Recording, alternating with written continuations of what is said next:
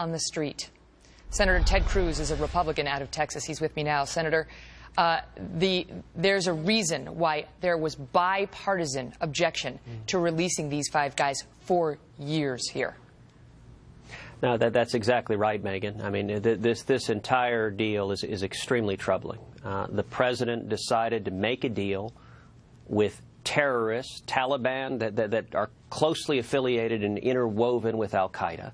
And that deal, we released 5 senior Taliban terrorists. And as you just observed a second ago, an obvious question that leaps to mind: how many soldiers lost their lives to capture these 5 Taliban terrorists? And how many soldiers may lose their lives in the future if and when these Taliban return to making war against Americans? Or how many innocent civilians might be killed?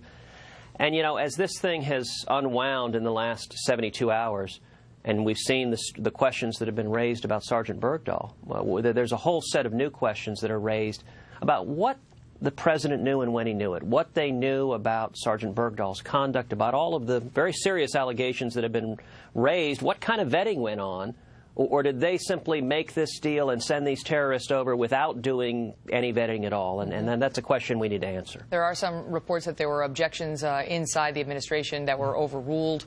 And, of course, the Army back in 2010 determined that Bergdahl walked away from his unit. So I want to shift gears with you while I have you, because there was a fiery exchange with you on Capitol Hill today, railing against the Democrats and a proposed constitutional amendment that they have offered that would essentially curtail free speech. Here's a soundbite of you.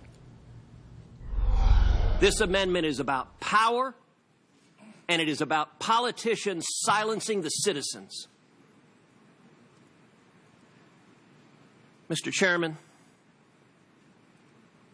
when did elected Democrats abandon the Bill of Rights?